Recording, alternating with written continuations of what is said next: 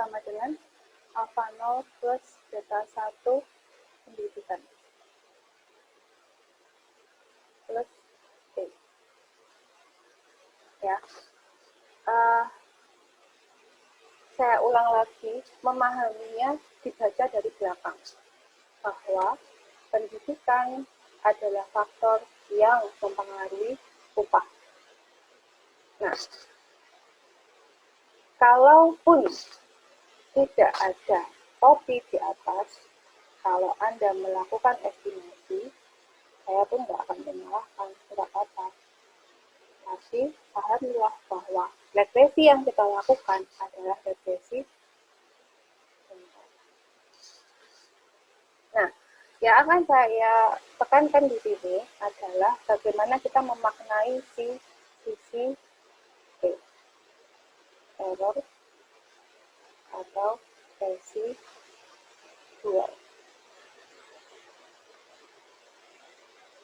Istilah error adalah untuk populasi, istilah residual adalah untuk sampel, tapi secara arti itu sama. Oke. Anda lihat di sini bahwa pendidikan adalah faktor yang mempengaruhi upah. Nah, kenapa ada E di sini? Kemarin sudah kita bahas bahwa error adalah selisih gitu, dari nilai asli dengan nilai estimasi. Nilai aktual dengan nilai estimasi, itu error. Nah, selain itu, error juga mewakilkan variabel lain yang tidak ada dalam model. Kalau Anda ngomong model regresi, nah, itu ya ini adalah model regresi kita.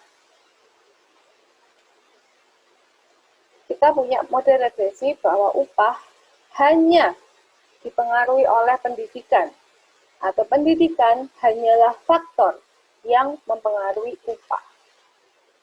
Dalam kenyataannya, apakah hanya itu saja? Apakah hanya pendidikan saja faktor yang mempengaruhi upah? Enggak. Banyak. Seseorang akan mendapatkan upah yang lebih tinggi, bisa jadi apa? Dari privilege-nya dia misalnya. Anaknya siapa? Mungkin kan, mungkin aja. Atau yang lebih valid lagi, dari pengalamannya dia, senioritasnya. Misal yang lebih lama masuk ke perusahaan itu, upahnya tentu akan lebih tinggi daripada anak yang kemarin sore baru masuk. Experience, pengalaman namanya. Upah lebih tinggi juga apa? Gender misalnya. Mungkin nggak di Indonesia, masih ada. Laki-laki dan perempuan akan mendapatkan tingkat upah yang berbeda. Tinggi siapa? Tinggi laki-laki. Sudah ada studinya. Nah, faktor-faktor lain itu yang tidak dimasukkan ke dalam model, yang tidak kita estimasi, ini masuknya ke error. Maka kita harus menjaga supaya conditional mean error ini harus sama dengan 0. Bahwa error kita itu harus sama dengan 0.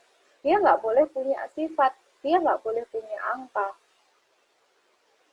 Kenapa kalau dia punya angka? Kalau dia punya angka di sini, di E-nya dia punya nilai, berarti pendidikannya nggak berfungsi dong. Berarti malah faktor lain yang lebih kuat, padahal kita nggak mau itu.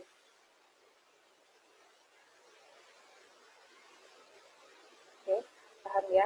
Nah, maka si E ini atau error ini, inilah yang nanti kita jaga dengan yang namanya asumsi. Supaya apa? Supaya si E ini tetap 0. Tujuannya adalah supaya estimasi errornya tetap 0. Nah, asumsi ini terkait dengan metode regresi yang digunakan.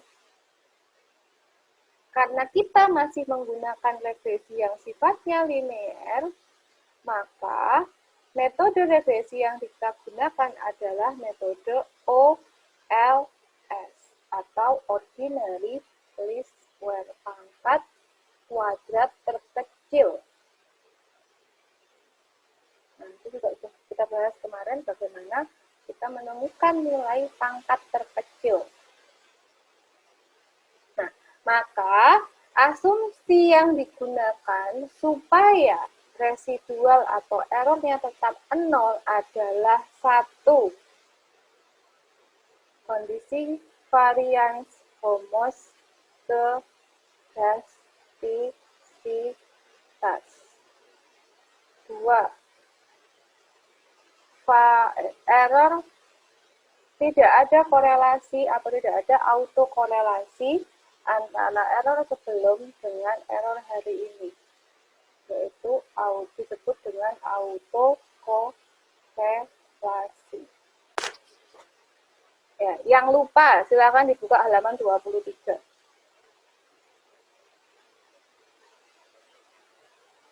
Oke, yang ketiga,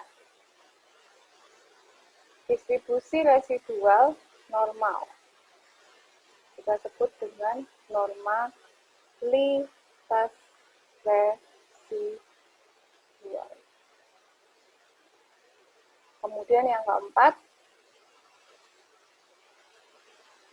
antar X tidak boleh ada korelasi atau kita sebut dengan multikolinearitas. Ada 4 asumsi utama yang wajib kita uji, selalu kita uji ketika kita melakukan regresi. Jadi, kalau nanti Anda melakukan estimasi regresi ini, nah itu wajib ditemani dengan asumsi 1, 2, 3, 4 ini. Kenapa? Supaya kita yakin, supaya kita sudah bisa meyakini bahwa tidak ada bias atau no bias. Kalau model kita sudah tidak bias, maka kita akan mendapatkan model yang blue. Apa blue kemarin? Best linear unbiased estimator. Best terbaik linear sama linear unbiased tidak bias estimator.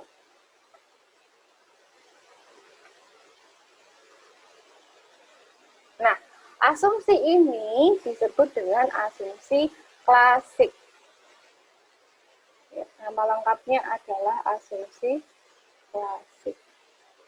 Ada yang bilang dia namanya Gauss-Markov. Kenapa kok Gauss-Markov? Karena yang bikin namanya Pak Gauss. Gauss-Markov assumption. Jadi kalau kalian baca OLS menggunakan Gauss-Markov, yaitu sama aja dengan pakai asumsi klasik. Yang wajib diuji adalah 4 ini. Sisanya gimana, Bu? Sisanya nggak usah diuji. Kalau Anda lihat halaman 22 ke 23, itu total asumsi yang ada itu ada 6. Halaman 22 sama 23. Itu kalau Anda lihat, asumsinya ada 6. Tapi yang wajib diuji kembali, kapanpun Anda melakukan regresi, adalah 4 hal ini. Kenapa? Karena asumsi yang lain itu sudah embodied atau sudah menempel di model regresinya. Udah include atau udah termasuk. Nah, kenapa? Karena itu udah masuk ke dalam persamaannya. Misalnya yang pertama kalau di halaman 22, asumsi 1, hubungan antara Y dan X adalah linear. Nah, kan kita emang udah tahu bahwa itu persamaannya bentuknya linear, kan? Nah, maka itu tidak perlu diuji lagi, karena itu memang sudah masuk ke dalam persamaan regresinya. Tapi yang 4 ini, 1, 2, 3, 4, ini wajib diuji lagi. Karena 1, 2, 3 adalah sifat dari residual atau error.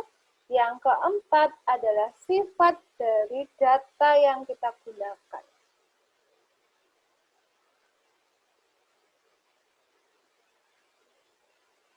Oke. Sampai sini, ada yang mau ditanyakan?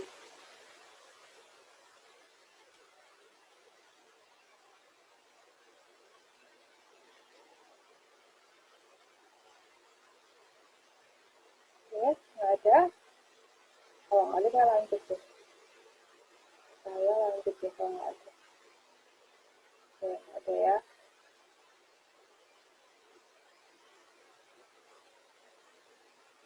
Oke, sudah jelas? Bisa dipahami? Nah, materinya manggut-manggut ya. Semoga emang bisa dipahami ya.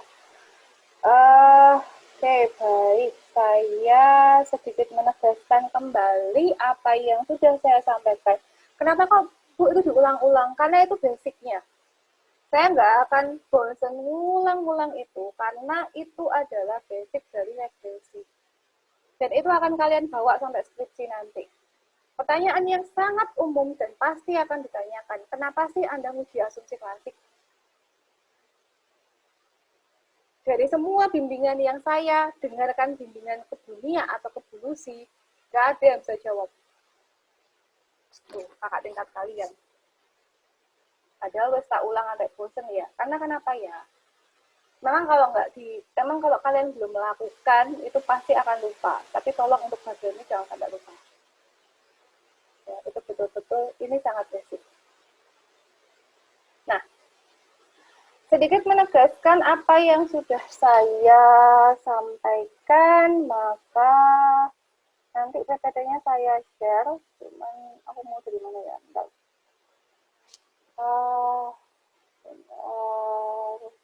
Sebetulnya ini kalau di kelas, saya akan ngasih PPT per satu-satu kayak, ini kan saya bisa satu-satu, cuman karena ini online, aku juga nggak tegel.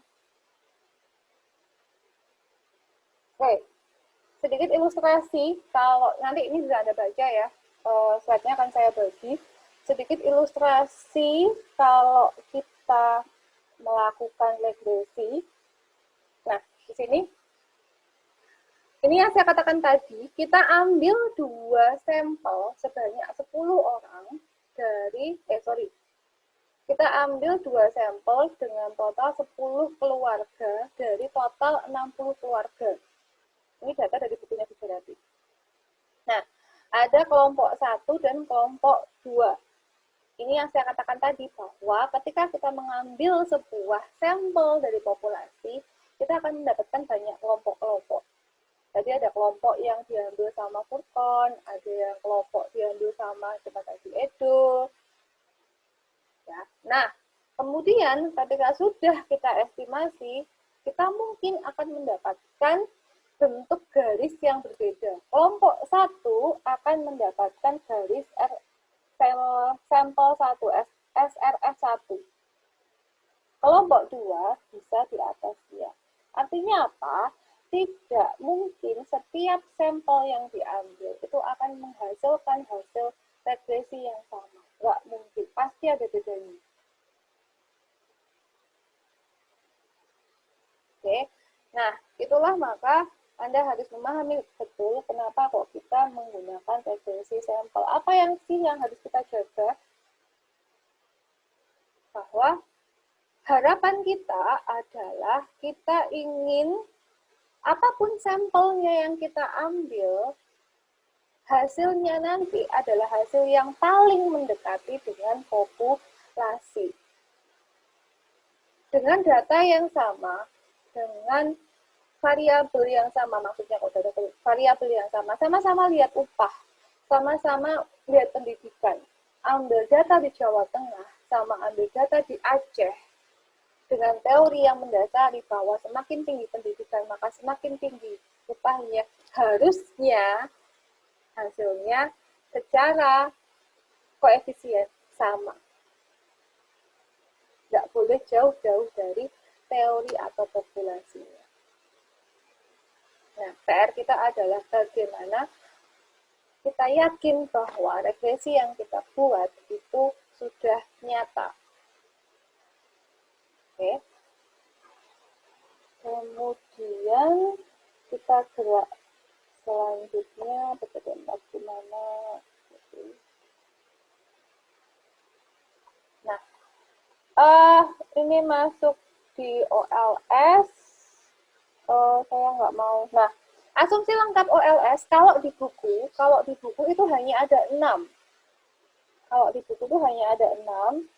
Sebetulnya karena sifatnya ini buku teknis ya, dia bukan buku yang teoritis banget, dia ini buku teknis. Jadi wajar kalau dia nggak masukin semuanya. Kalau kita baca buku textbook betul, saya menggunakan dua textbook utama untuk acuan. Satu bukunya Waldridge, Basic Econometrics, sekarang edisi 5. Satu lagi bukunya Gujarati. Gujarati itu nggak lengkap sebetulnya. Itu buku, itu kalau di luar negeri itu mungkin udah kayak, alah apa sih kayak gitu. Cuman ya keterbatasan saya pun saya bisa memahami bahasanya Gujarati. Alias dia ada terjemahannya. Jadi lebih enak dipahami. Cuman kalau Anda benar-benar mau belajar ekonometrika, ambillah bukunya Waldridge. Saya pun menggunakan bukunya Waldridge. Nah, asumsi klasiknya OLS itu sebetulnya ada 10.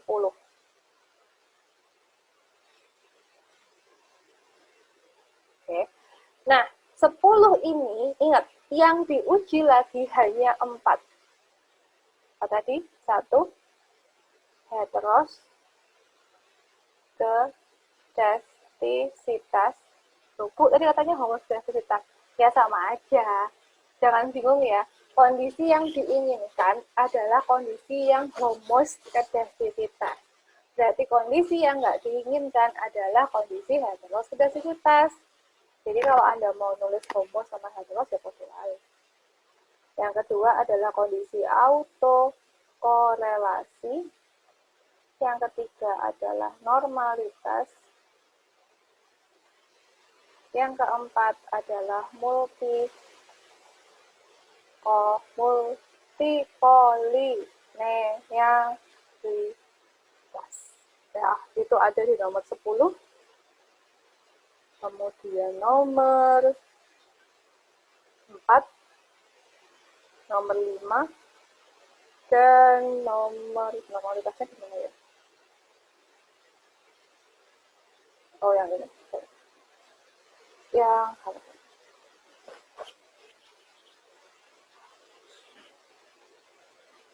Oke.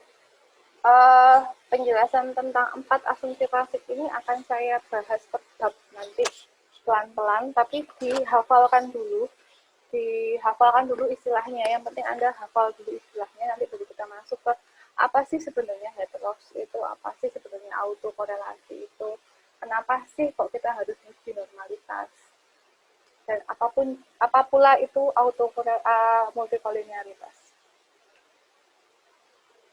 Oke. Nah, 4 uji ini, heteros, autokorelasi, sama multikolinearitas, ini nanti akan dilakukan sesuai dengan tipe datanya. Kita punya kan time series, cross section, sama panel. 4 uji ini nanti akan menyesuaikan dengan data yang kita ambil dalam penelitian. Oke. Nah, selanjutnya saya mau ke slide ini. Itu besok aja yang terus. Satu saja.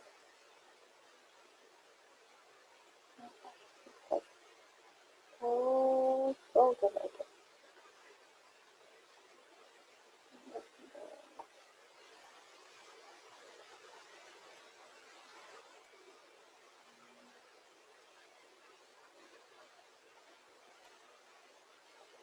Aja.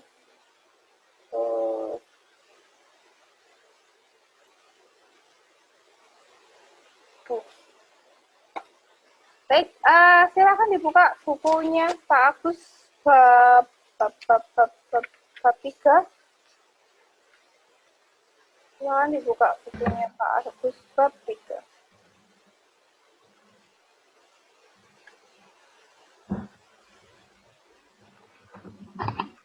Oh, ini sudah masuk dibuka ya?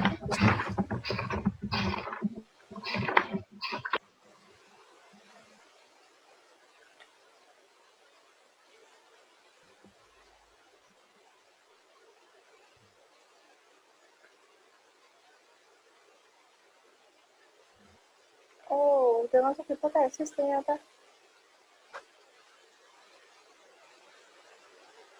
Kalian kuat nggak kalau tak lanjut bab 3?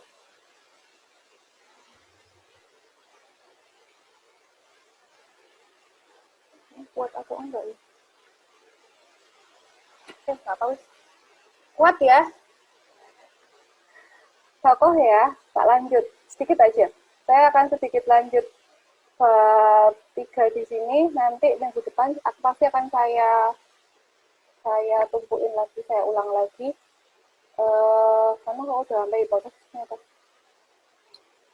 Nah, jadi saya lagi mencari satu slide PPT yang mau tak. Ini dia. Slide 3. Slide 3.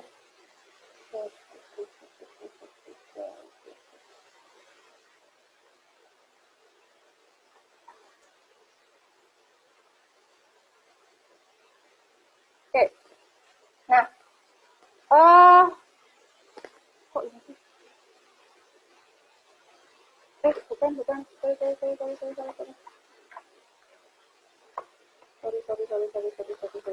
bukan itu.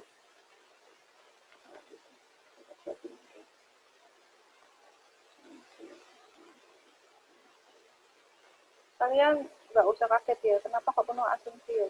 Iya, Bu. Iya, hidup kita memang penuh asumsi ya. Jadi, eh, model regresi itu sebetulnya adalah model yang paling lemah. Kenapa paling lemah? Karena untuk menjadikan dia itu bisa kita analisis, itu asumsinya banyak banget. Intinya apa? Bisa dikatakan itu juga nggak betul-betul nyata.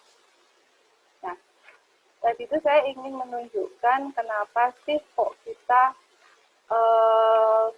tidak mengambil semua variabel aja.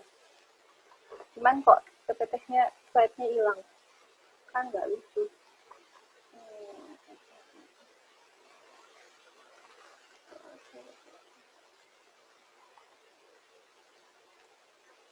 Oh iya, bener yang tadi. Apa?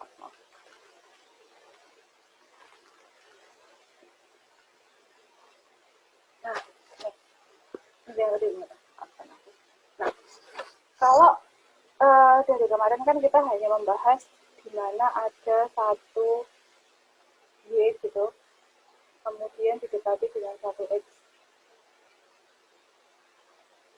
Ini hanya ada satu variabel Y dan satu variabel X. Nah, sudah saya sampaikan juga bahwa nggak mungkin yang mempengaruhi upah itu cuma pendidikan. Ada banyak faktor yang mempengaruhi upah. Nah, lalu kenapa sih kita nggak masukkan aja Bu semuanya? Sama dengan ini, kasusnya kan dia konsumsi, Y-nya konsumsi, kemudian X-nya adalah pendapatan. Namanya konsumsi itu kan banyak faktor kan yang mempengaruhi. Kenapa nggak kita tepat dua PW gue nanti semuanya komplit gitu kan? Nah, kita nggak bisa seperti itu. Yang kita hadapi di sini adalah bias model. Kalian tahu terminologi bias nggak sih? Bias atau pembiasan, misalnya kalau pernah dengar kata bias, bias itu kan sesuatu hal yang nggak terlihat secara jelas, ngeblur lah istilahnya kayak gitu. Kalau bayangan tuh ya kayak semi ketok, semi nggak ketok. Nah itu kan bahaya kalau kita terapkan dalam kebijakan perekonomian. Kalau model yang kita hasilkan itu bias, imbas dari model itu kemana-mana. Tidak mewakili hal yang nyata. Nah, ada beberapa hal yang mendasari kenapa sih kok kita tidak memasukkan semua variabel yang kita duga mempengaruhi variabel Y. Mungkin Anda juga yang mempengaruhi upah itu ada 50 variabel, Bu, tak masukkan semuanya. Nah, alasannya adalah ini.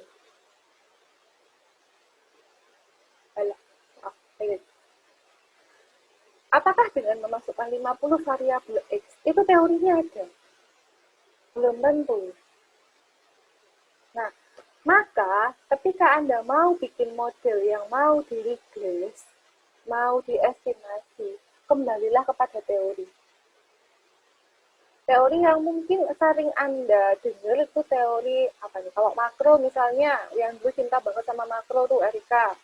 Masih ingat kan pendapatan agregat itu apa konsumsi, saving gitu, terus ada yang tambahin 4 sektor misalnya X min M, masukkan government-nya juga. Nah, selama variabel yang dimasukkan itu ada teorinya, ya nggak apa-apa.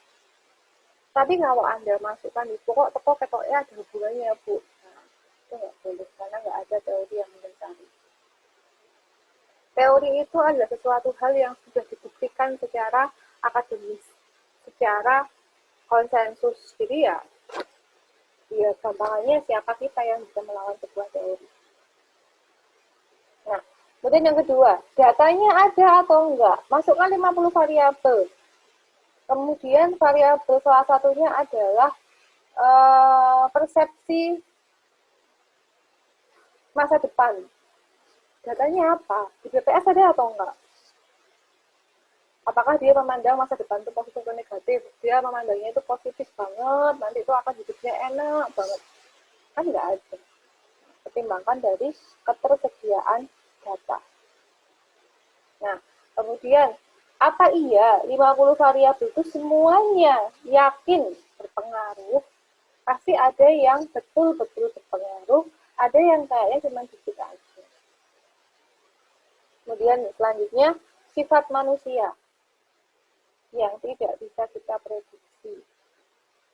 Semakin banyak variabel, bisa saja dia tidak berkualitas. Nah, saya ke bawah dulu. Kemungkinan hubungan fungsional yang kurang tepat. Anda merumuskan 50 variabel X ke Y. Per satu-satu dirumuskan.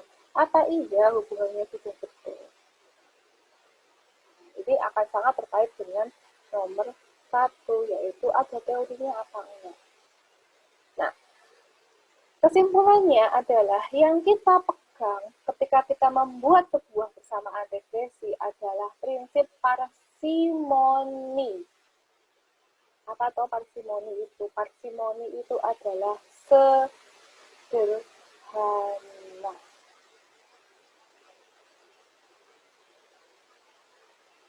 Oke. Tapi sederhana ini ya bukan berarti Bu, saya mau bikin model yang parsimoni, nanti skripsinya variabel X-nya 1 aja. Ya mohon maaf ya, jangan kayak gitu juga. Bukan gitu maksudnya. Tapi ya jangan memasukkan variabel se-Indonesia Raya atau se-kecamatan se-Indonesia, dimasukkan semua ya. Oke. Nah, itu pembahasan bab 1 dan bab 2 itu sampai ke situ tentang asumsi klasik dan regresi. Ada pertanyaan sebelum kita masuk ke bab 3? Oke, nggak ada. Nah, bab 3 ini kalau Anda lihat, kita udah masuk ke hipotesis. Judul babnya adalah evaluasi hasil. Nah, saya nggak akan bicara banyak, nanti minggu depan saya ulang kembali. Saya berikan gambaran dulu tentang apa sih yang namanya evaluasi hasil regresi. Regresi mana? Oke. Kalau kita bicara mulai ke evaluasi hasil regresi,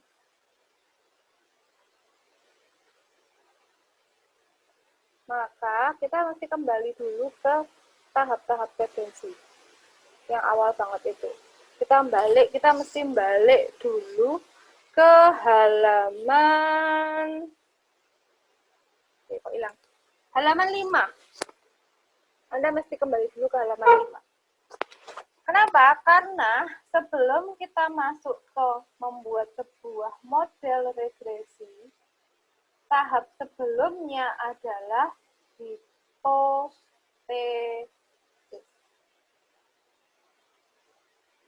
Kalau mau naik lagi ke atas, berarti ya teori. Kalau mau naik lagi ke atas berarti adalah masalah.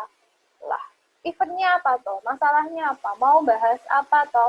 Mau bahas COVID, Bu. COVID-nya kenapa? COVID-nya bikin masalah. Iya tahu. Mau lihat apanya? Ke tenaga kerjanya mungkin, ke UMKM-nya mungkin. Anda nggak mungkin kan membuat satu tulisan, misalnya tak satu penelitian, tapi semua dimasukkan. Anda harus mengambil satu aja, poin utama masalah yang pengen diangkat. Ya beda, kalau namanya UMKM misalnya. Dampak COVID-19 terhadap tumbuhan UMKM Indonesia. Ambil teorinya sekarang. Keberadaan UMKM itu berarti apa? Output. Berarti teori yang paling gampang digunakan adalah teori produksi. Bahwa output adalah fungsi dari capital dan labor. Kalau pakai teorinya Romer atau teorinya Solow itu udah ada namanya teknologi. Kalau mau pakai teorinya Lucas, dia ada human capital. Nah, ini harusnya Anda dapat di pengantar ekonomi pembangunan. Itu ngomongkan teori pertumbuhan. Itu menggunakan teori produksi. Dari Cobb Douglas, turun ke Solow, turun lagi ke Augmented Solow, turun lagi ke Mankiw, turun lagi ke Romer, dan teman-temannya.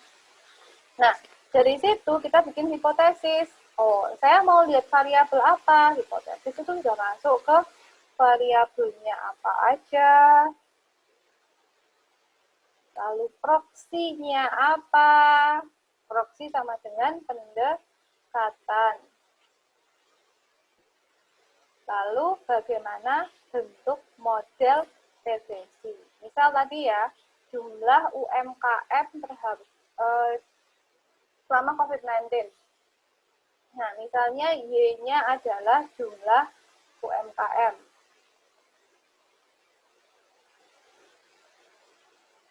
Selama COVID-19. Selama COVID-19 ini bisa Anda masukkan ke variabel, bisa Anda masukkan dalam waktu penelitian. Maksudnya apa? Penelitian ini dilakukan di saat COVID. Nah, berarti variabelnya variabel biasa, cuman waktu penelitiannya adalah di masa COVID. Berarti anggap aja ini dari Maret 2020 sampai hari ini misalnya September 2020. Datanya cross section. Nah, berarti jumlah UMKM itu dari apa? Dari capital, dari modal. Modal bisa apa? Modal bisa ambil dari kredit. Berarti bisa ambil kredit UMKM. Kemudian labor tenaga kerja, berarti jumlah pelakunya misalnya. Nah, dan sebagainya.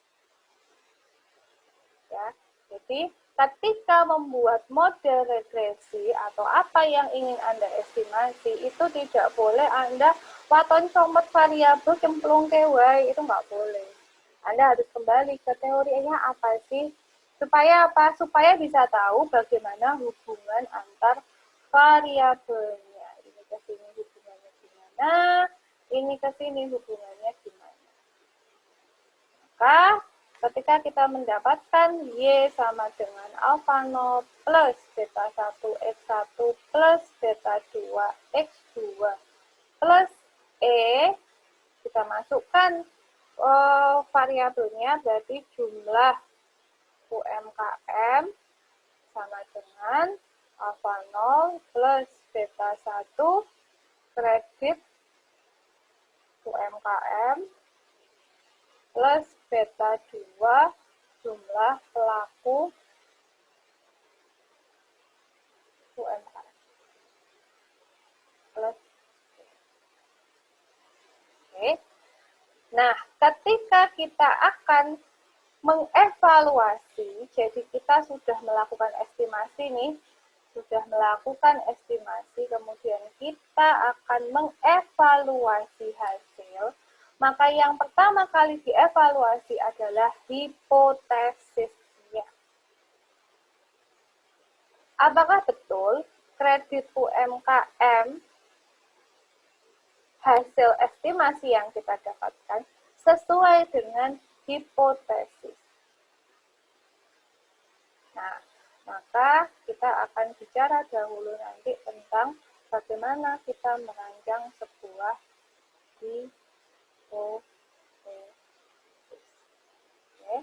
Tolong dibaca nanti untuk pertemuan selanjutnya. Hipotesis itu ada dua, ada one tail, ada two tail. Nah, kalau kita di awal sudah merumuskan hipotesisnya, maka ketika nanti model regresinya mau dievaluasi, Anda akan melakukan evaluasi dengan 1, 2, 3 macam. 1 dan 2 kita sebut sebagai uji statistik, yaitu yang pertama ada uji F, yang kedua ada uji T, kemudian yang ketiga kita mau uji yang namanya koefisien determinasi.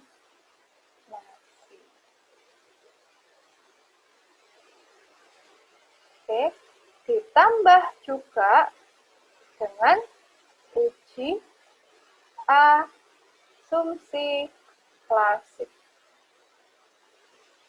yang ada 4 tadi. Multi-call, heteros, auto-call, dan normalitas. Nah, rangkaiannya itu nanti minggu depan kita masuk ke bagaimana membuat sebuah hipotesis, kalimat hipotesisnya gimana, kemudian cara uji hipotesisnya gimana, cara ujinya. Saya pengennya minggu depan itu kita melakukan ini itu sekalian sama praktek FIUS-nya.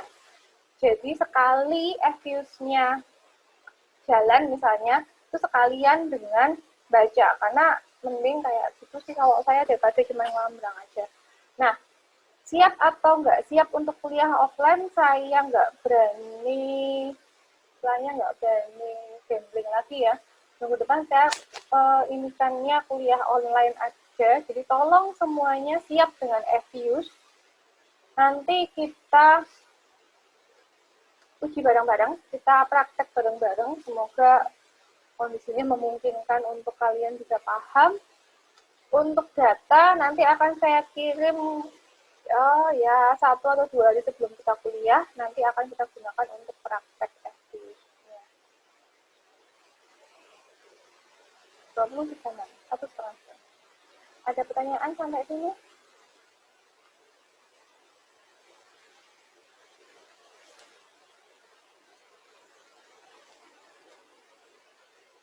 ...88 yang masuk. Ada pertanyaan enggak?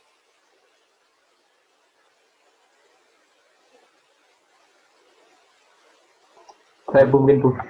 Karena aku tekan 11.000 Konek apa kepencet? Konek sore belum dino gitu. Saya tanya Bu.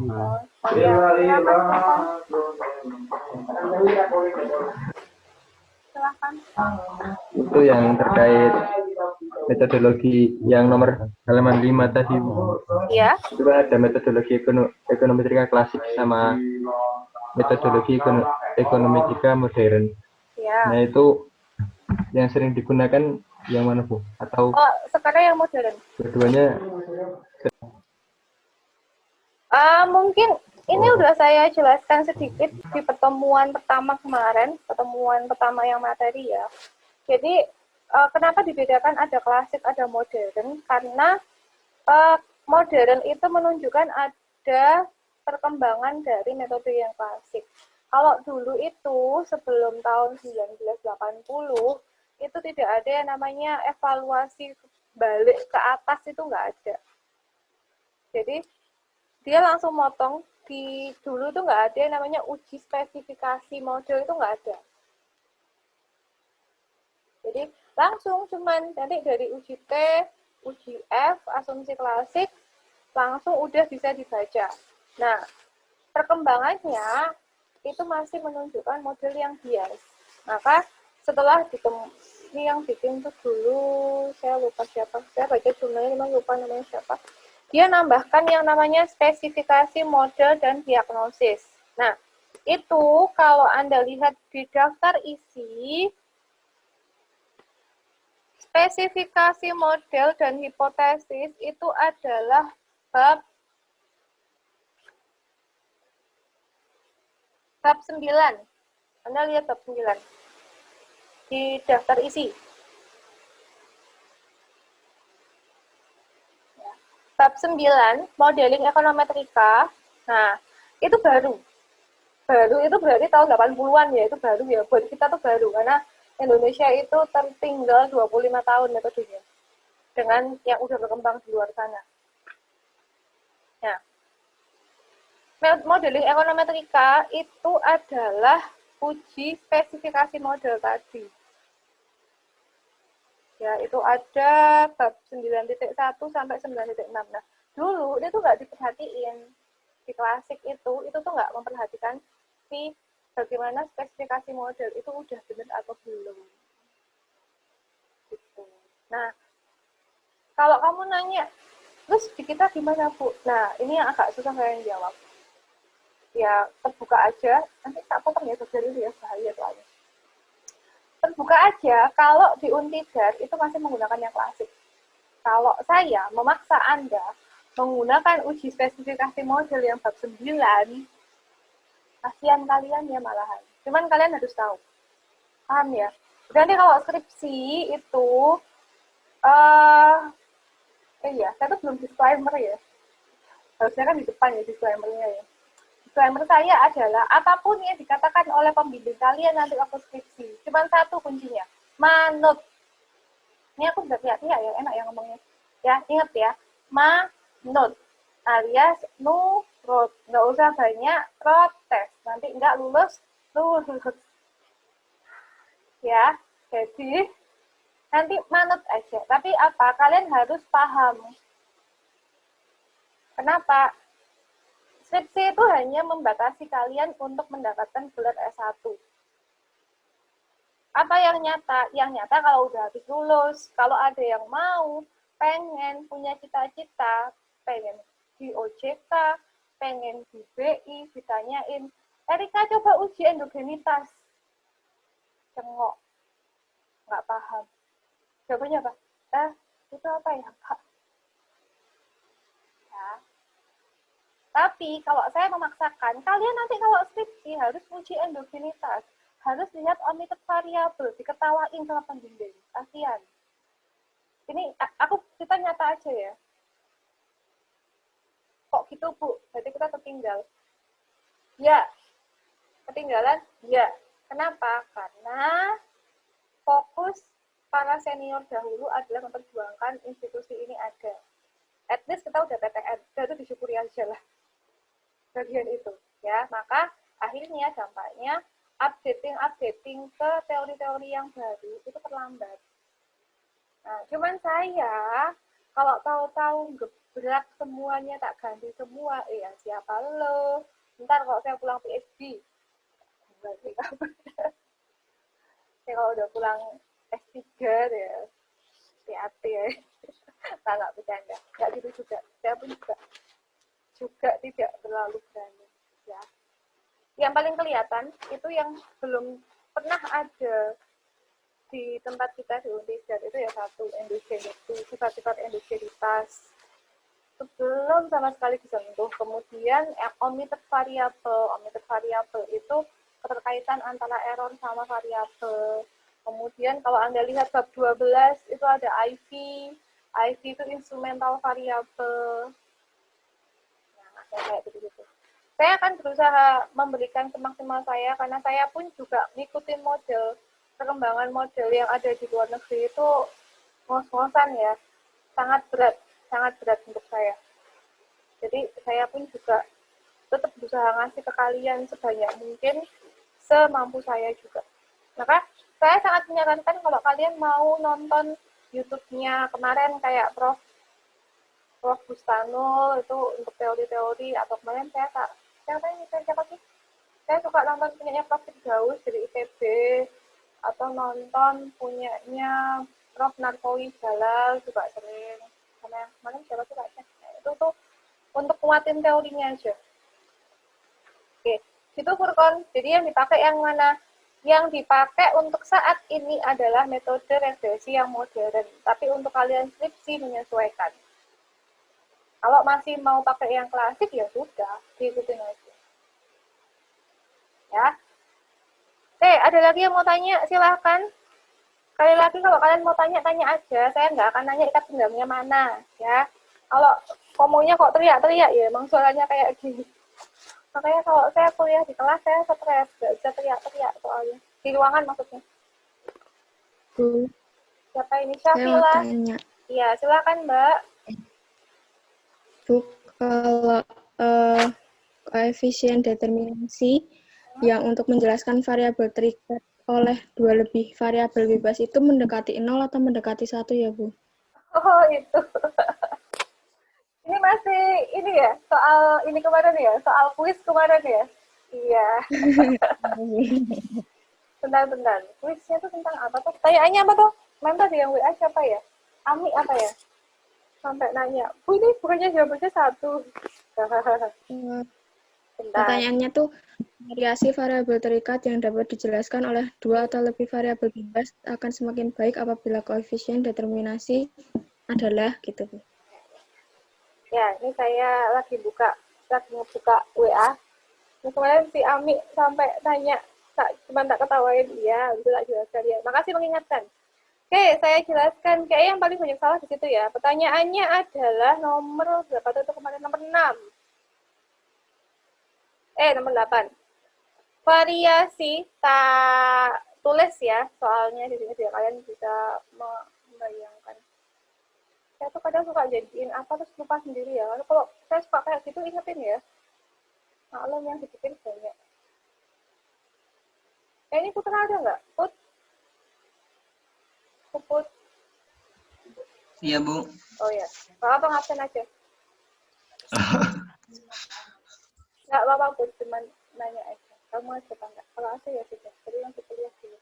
Habis ini ya, Put. Oke. Soalnya itu adalah, tak tulis ya. Variabel terikat dapat dijelaskan oleh dua atau lebih variabel bebas akan semakin baik bila koefisien determinasi berapa gitu ya.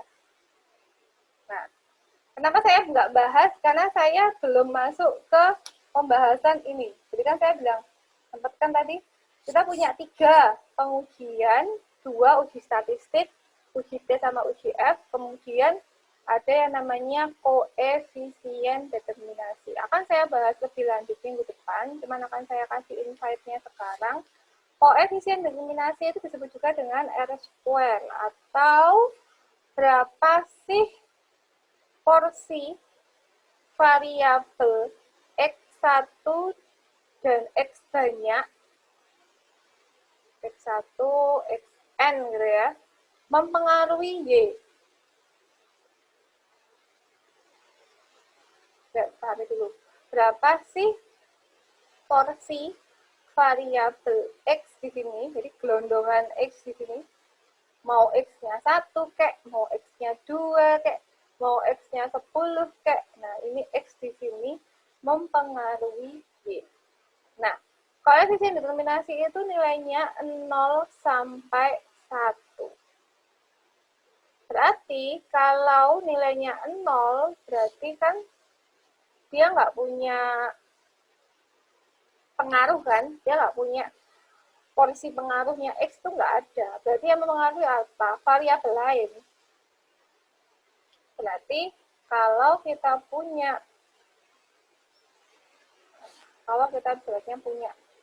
punya cake gitu kan. Nah, ini anggap aja Y. Maka kalau dia 0, ya berarti tidak ada X1 sama X2 misalnya. Ternyata koefisiennya 0 ya, berarti di situ Y itu dipengaruhi oleh X yang lain, bisa X3, bisa X4, yang kita nggak ngerti itu apa. Jadi kan ini E3, kita nggak ngerti itu apa. Nah, tapi kalau isinya itu, hasilnya itu 0,9 misalnya, berarti dibacanya adalah 90%. Berarti apa? 90% ini segini. Ini dipengaruhi oleh X1, X2 yang kita punya. Sisanya dipengaruhi oleh variabel lain di luar. Oke. Nah, sekarang kenapa 0,6 lebih bagus dari 0,9? Jawabannya bahwa semakin tinggi koefisien determinasi, artinya apa? Ada indikasi multikolinearitas.